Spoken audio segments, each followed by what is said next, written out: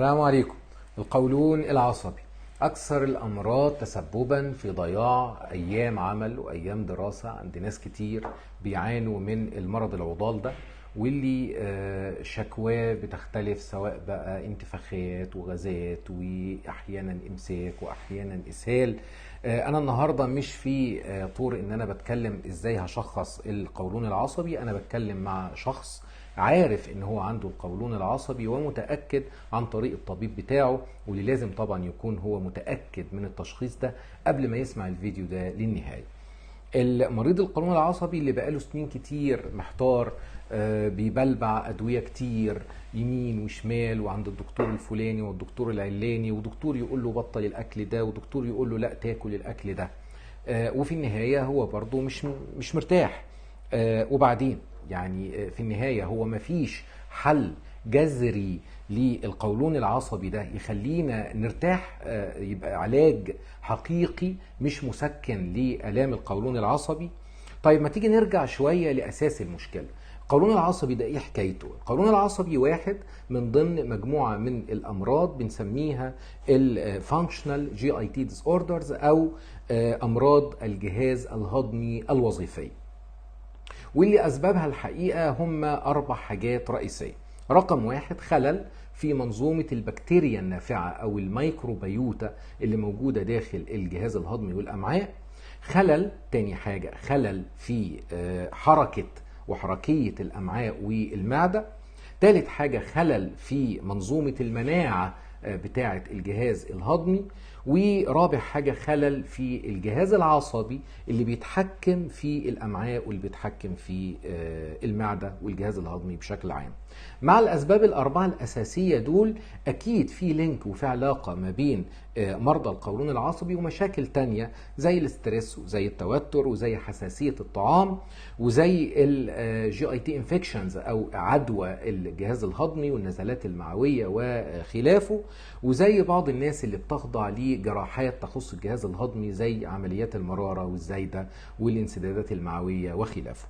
لكن تظل ال4 أسباب الأولى اللي احنا قلناهم هم أهم أسباب بتمثل هي الكور واللب بتاع مشاكل القولون العصبي أو أمراض القولون العصبي الوظيفية زي ما قلناها من شوية.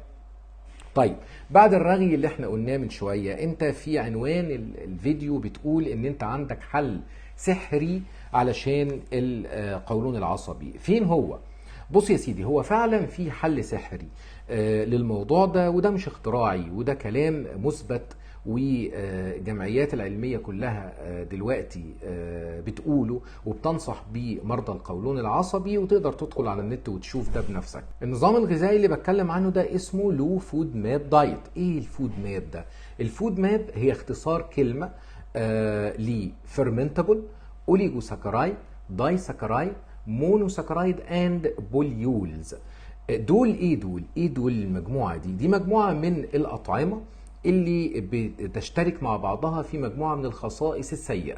كل الأطعمة اللي في تحت البند ده مش بتمتص من الأمعاء بشكل جيد، بتحوش مية كتير داخل الأمعاء، بتتخمر بفعل البكتيريا داخل الأمعاء، وبالتالي بتؤدي إلى تكون غازات كتير جدا وتقلب في الإخراج، سواء في صورة إمساك أو في صورة إسهال. المجموعة من الأطعمة ديت بتحتوي على مجموعات من العناصر الغذائية زي الفركتوز، مجموعات معينة من الفاكهة والعسل، اللاكتوز زي اللبن، الفركتانز زي القمح ومنتجاته المختلفة والبصل والثوم، الجلاكتانز زي مجموعة البقوليات. مش عايزك تشغل نفسك بالأنواع، لأن أنا هأرفق لك في التعليقات القائمة الكاملة بإيه الأغذية اللي هتبقى بالنسبة لنا ممنوعة وهنبعد عنها، وإزاي أنت هتتعامل في الموضوع ده. العلماء بقى قسموا الأغذية إلى قسمين: أغذية عالية الفود ماب وأغذية قليلة الفود ماب. وقالت للناس بعد إذنكم أنتوا هتاكلوا الأغذية قليلة الفود ماب، وهتبعدوا تماما عن الأغذية اللي عالية الفود ماب. طيب اشمعنى؟ لان هو الحقيقه هم لقوا ان مساله ان غذاء واحد لكل الاشخاص ده مش نافع. فلان ده تقول له بطل اللبن فيقول لك انا برتاح، وفلان تاني يقول لك لا انا اللبن بيريحني. فقالوا خلاص يبقى اذا الحل هو الاليمينيشن، انا همنع كل الاغذيه اللي بتشترك في الصفات ديت بشكل كامل. طيب ده هيتم ازاي؟ ده هيتم على 3 مراحل. المرحله الاولى المنع التام، منع تام لمدة 3 أسابيع. 3 أسابيع حضرتك بتمتنع عن المجموعة من الأغذية اللي انت هتلاقيها في الجدول المرفق تماما. ثم طيب هنستمر كده مدى الحياة؟ لا طبعا، احنا منعين عنك حاجات كتير قوي.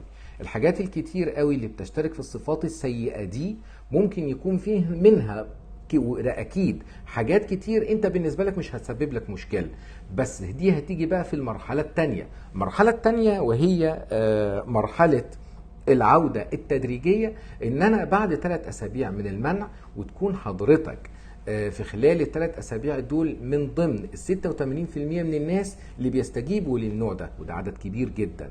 لو انت من الناس دي هبدا ادخل لك واحد فقط من الأغذية اللي أنا كنت مانعها لك بالتدريج، هدخلها لك لمدة 3-4 أيام. لقيتك مرتاح والدنيا تمام، مفيش غازات مفيش تقلصات، يبقى إذن ده هينتقل من الجدول اللي كان ممنوع للجدول المسموح. طب انت تعبت منه يظل في الجدول اللي ممنوع، وبالتالي انت وكأنك في المرحلة الثالثة هتوصل لمرحلة من التفصيل لمجموعة معينة من الأغذية اللي هتبقى بالنسبة لك ممنوعة، وبقية الأكل كله بالنسبة لك مسموح. كده أنا قدرت أوصل لك بمنتهى البساطة فكرة الفود ماب دايت. طبعا مهم جدا ان انا اكد في النهاية على نقطتين.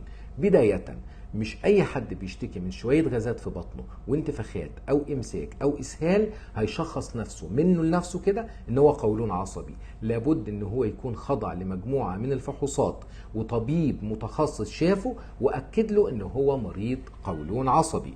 تاني حاجة، رجاء ما تبدأش الفود ماب دايت من نفسك، اسأل عليه طبيبك وحاول انك تكون على علاقة مع طبيبك في اثناء المراحل الثلاثة اللي هتعملهم في خلال رحلة حمية الفود ماب دايت.